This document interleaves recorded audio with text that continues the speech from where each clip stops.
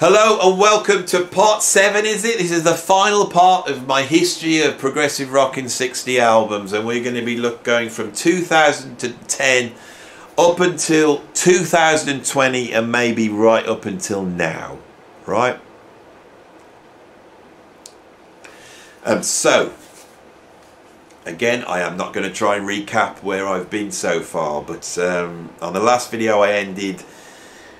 so I am going to recap, aren't I? Last video I ended on talking about these two ideas, that you've got prog, which is the genre of prog, and the fact that, you know, I exist in the prog bubble, which is this very small scene of people basically regurgitating the ideas of progressive rock bands from the 70s. And then we have the idea of actual progressive music, which is where you're pushing the boundaries. Now, of course, no band entirely just peddles, you know, 70s progressive rock cliches, and no band is truly innovative and exploratory. In the prog scene, bands are all at different levels. Some of the ones on this are very good examples of people just, you know, regurgitating the past, but in a way that's interesting for today.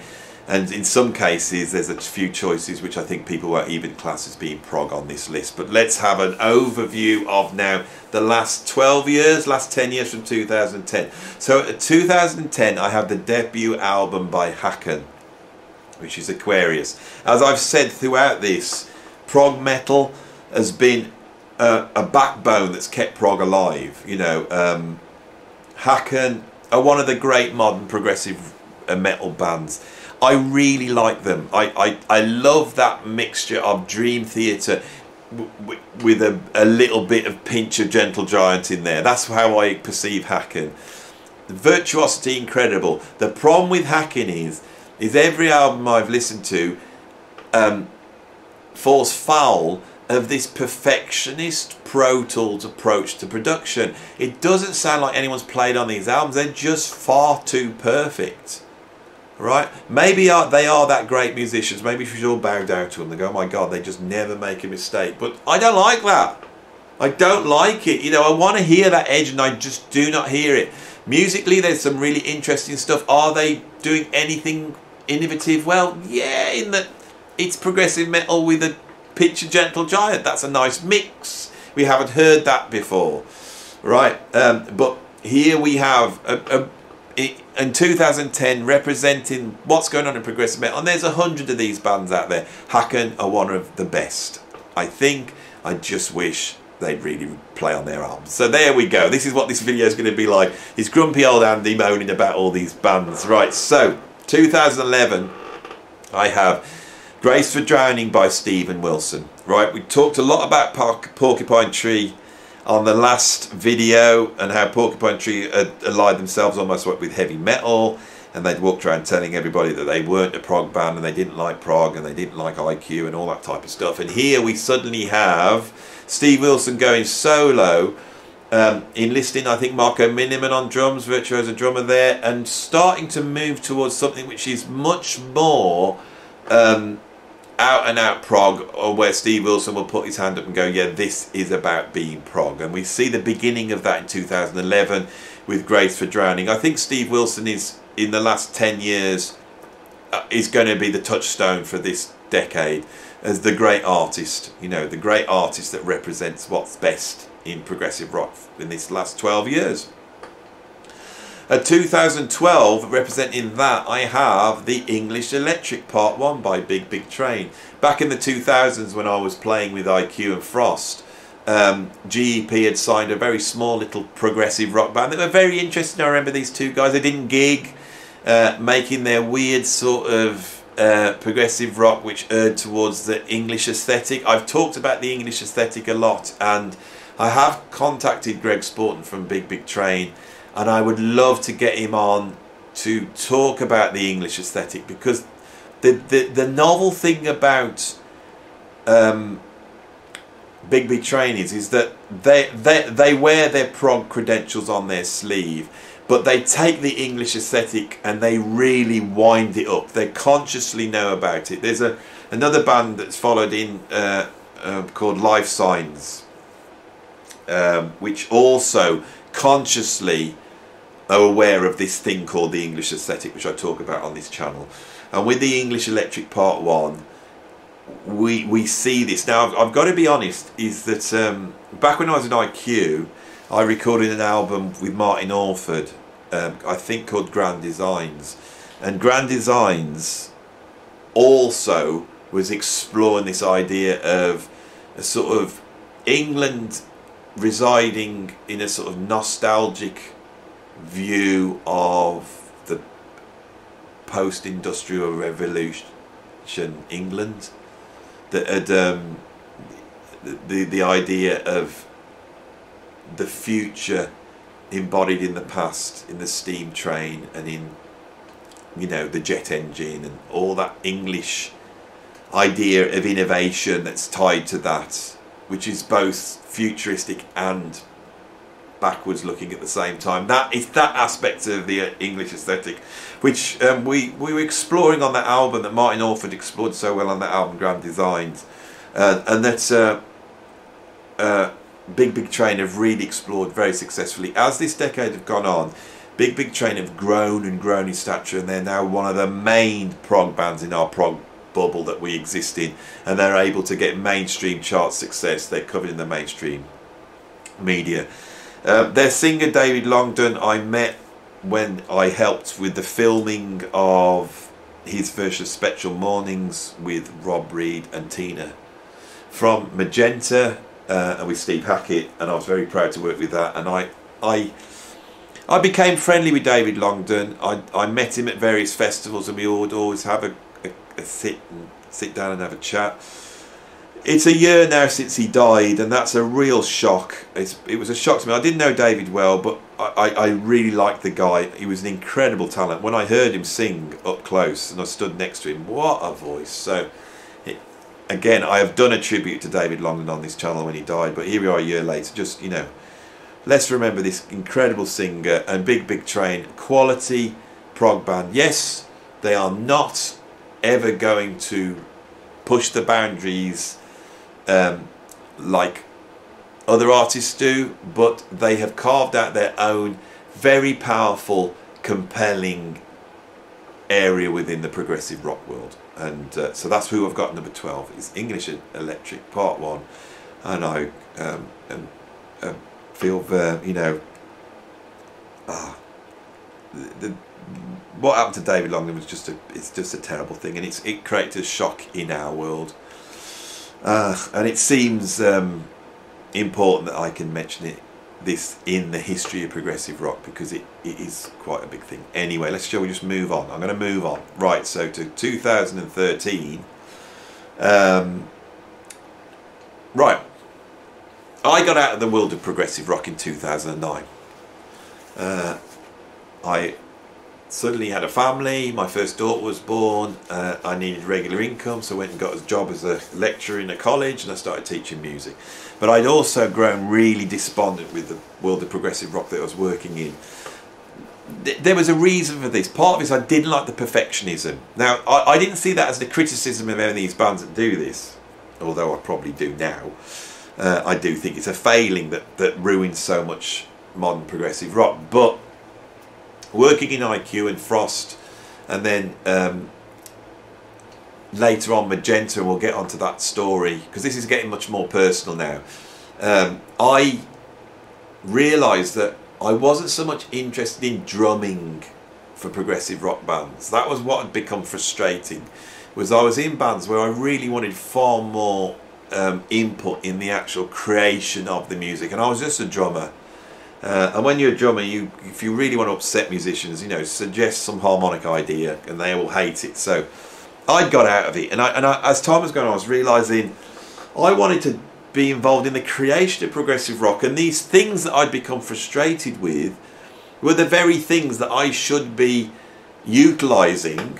You know, this idea of hating this perfectionism, this idea that prog has to fulfil the genre.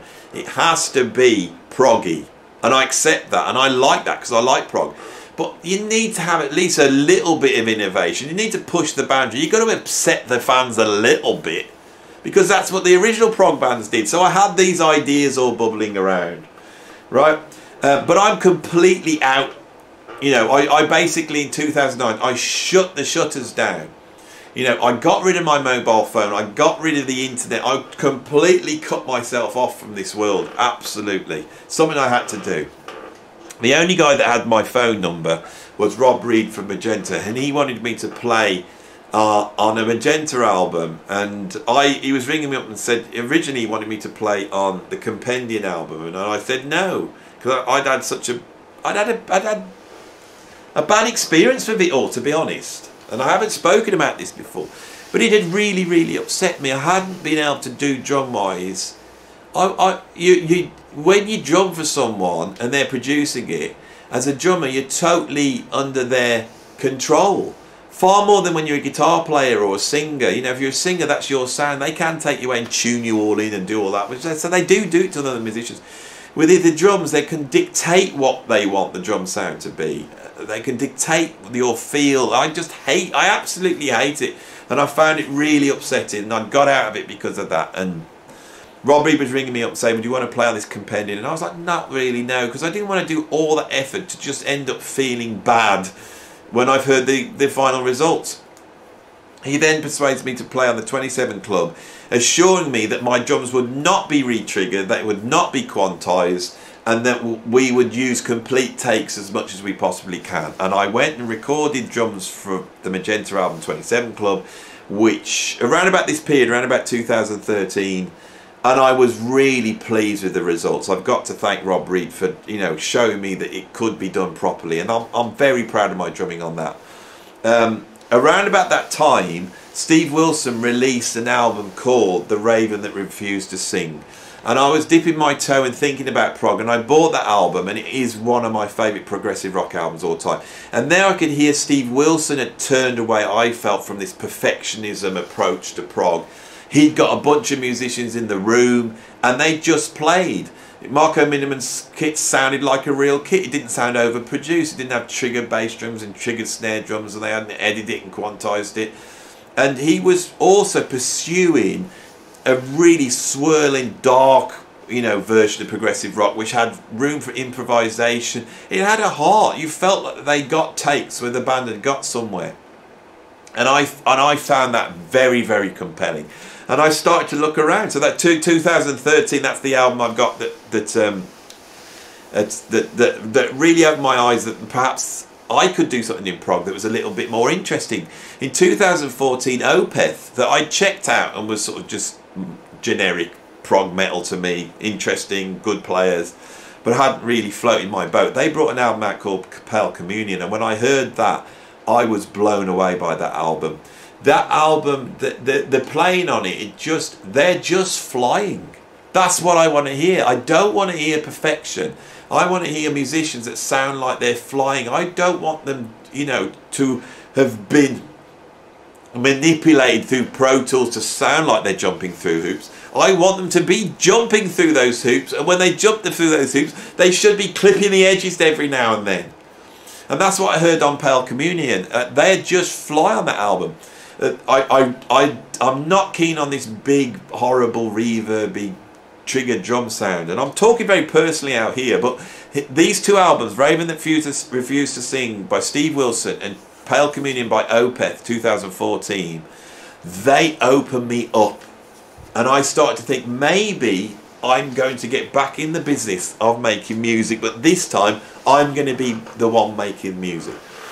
And in 2015, I decided to go and search for where the real progressive rock was. And I went and talked to a bunch of musicians and said, can you start send me cutting edge music? And I started to listen to like contemporary hip hop, contemporary electronica, contemporary neo soul. I was listening to people like Kay Trinada.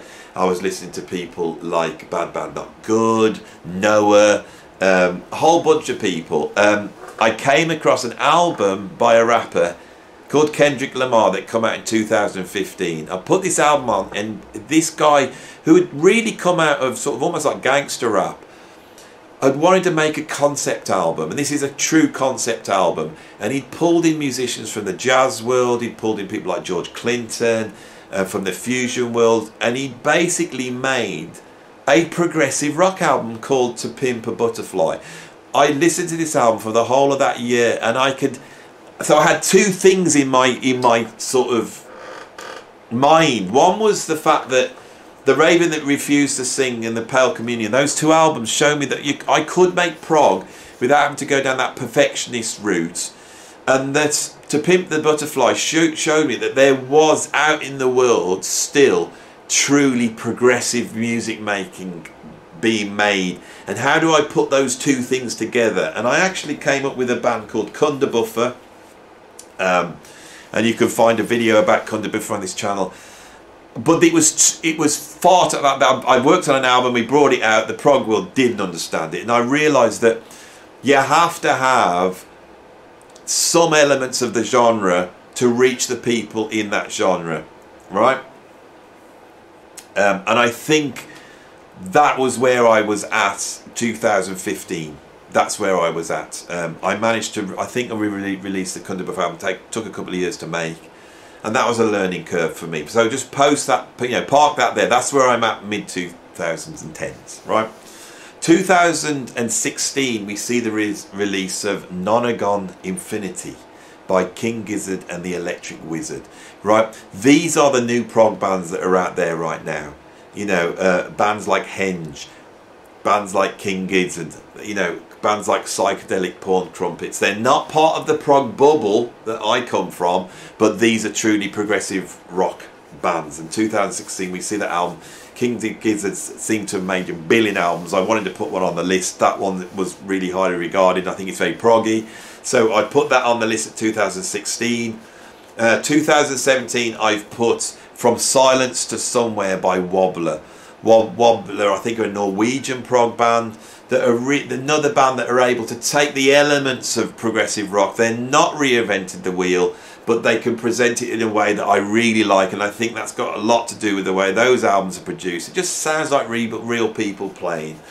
I could do a whole video on all the bad experience I had trying to pull progressive rock bands together at this period and hitting this thing and listening to bands like Wobbler and King Gizzard and Kendrick Lamar, and Opeth and Steve Wilson, and thinking that they're doing something I really like, and there must be a way through. From 2018, I've pulled an album out called New Levels, New Devils by Polyphia. If I walked into college and I was to mention bands to my students who are 16 years old, they are all listening to Polyphia. They're one of the biggest bands in the world. Of course, they're a progressive rock band. This is the next level that's come out of this sort of progressive metal, and then the sort of deathcore, math rock gent, and Polyphia, and then the next stage in that. And I've tried through this history just to pinpoint where that's happened. So I thought it was very important to really cover one of the biggest prog bands out there at the moment, which is Polyphia, and show that prog bands are still out there doing their thing. And if you think they're not a prog band, then you've got it wrong. They are a prog band. Polyphia are a prog band, and that's it. You just have to realise that this genre has changed, right? And from 2019, I have Slagenheim by Black Midi. These are the contemporary prog bands, and these are the bands that are taking rock music and popular music and using the techniques pioneered by the prog bands of the 70s to extend the progressive rock form. So Polyphia and Black Midi are still doing that. I really feel that Polyphia are undone by that perfectionist production sound. That is my personal opinion, but I can still respect them for pushing the envelope. So we're right up to 2019. As we went into 2019, I decided to put my money where my mouth is, and I decided to form my own progressive rock band, and I formed a band called Rain. And the whole idea behind Rain is to produce music which is definitely within the progressive rock genre. So we're not going to try and reinvent the wheel, but we are going to try and pour in a little bit of true progressiveness in there. And in 2020, and this is the 61st album on my list. I haven't put it in the list because I'm not saying it's one of the great albums, but it's where I think I sign off here.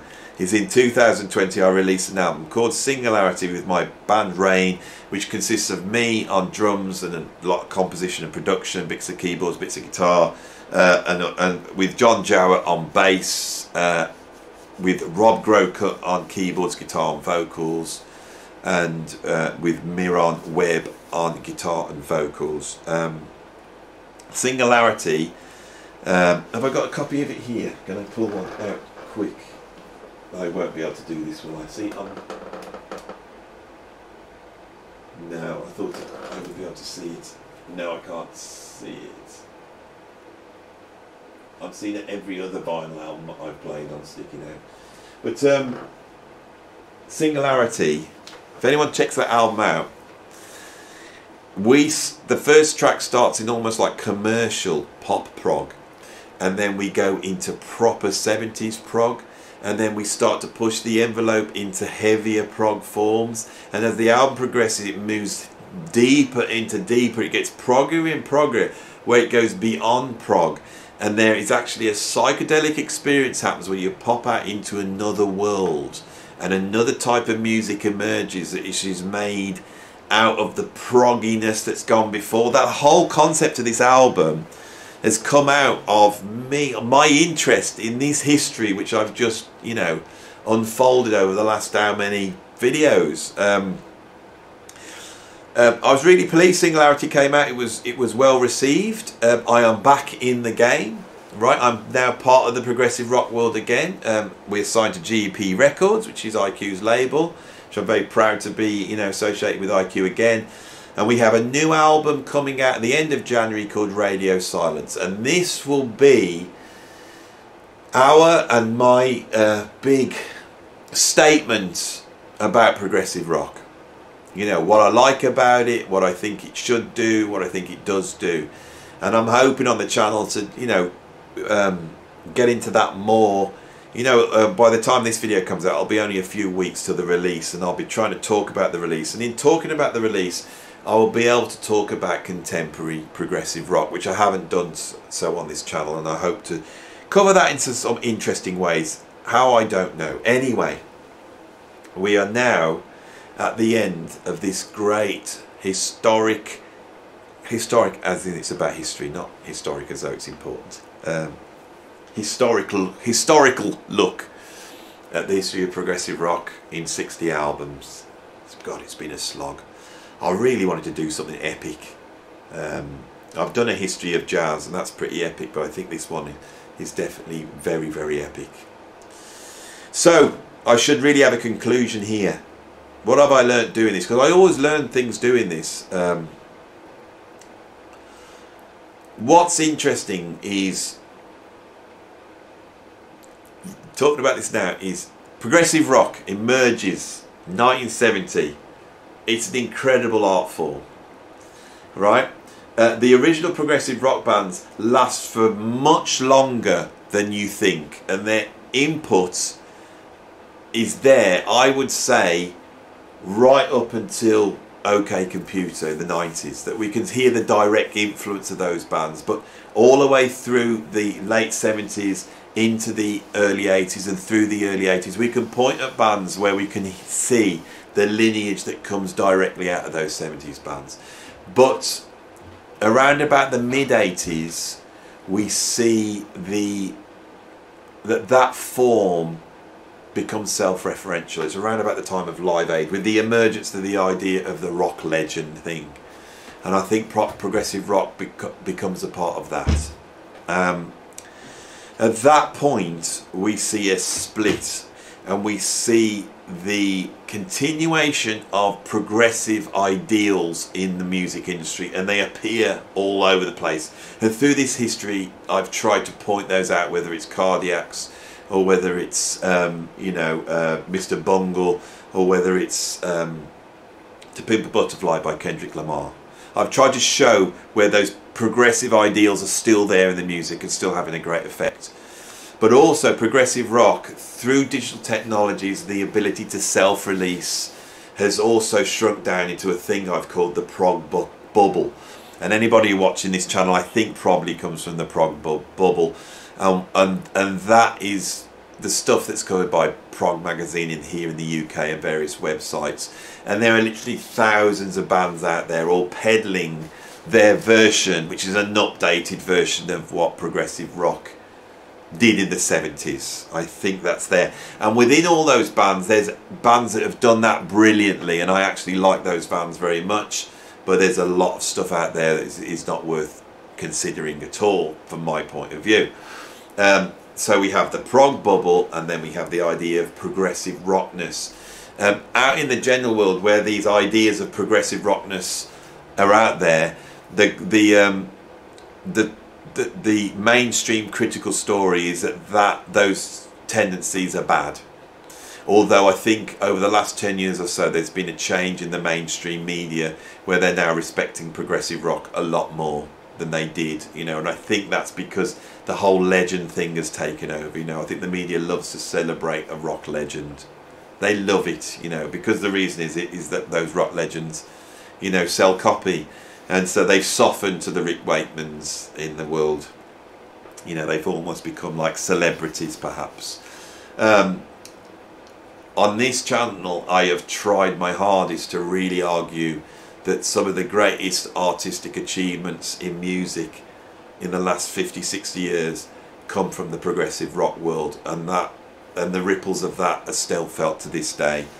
And I've also tried to, with this last video you've just watched, just try and point to my personal involvement in it and how that story plays out, because I think it's has an effect on how you perceive this channel. When you see me talking, you know, you're seeing someone who was a prog fan but is now worked in the progressive rock world, and I have my viewpoint, and it is just my viewpoint, and that's what all this always is. My viewpoint on progressive rock. There's my history of progressive rock. If you've watched it all, well done. And I will see you on the next video. I don't know where we're at, what date it is. I've shot this on, what's the date today? Is it the 10th or... yeah, it's the 10th of December. So I know there's going to be 7 videos. So this is probably taken us right up until Christmas. I will do a special Christmas video that will come out on Christmas Day. I like to do, you know, have a Christmas message for you, and I don't know what that will be. I'm thinking of talking about my favourite Christmas films on Christmas Day, something a bit frivolous and silly, and I will probably be very silly. I've managed to be quite serious on this series though, so hope you appreciate my work. And I think the reason I've been so serious is because it's bloody freezing in here, and I apologise for the sound of my fan heater in the corner of the room trying to keep me warm. Bloody hell, it's cold. Anyway, I think I'm done. I've been sat here shooting videos for coming up to 4 hours. 4 hours of me talking about the history of progressive rock. I've done it all in one big lump. I just washed my hair before I started, and I had wet hairs. And you can watch, if you speed it all up, how long I've done this for. There's going to be must be 3 hours worth of video here.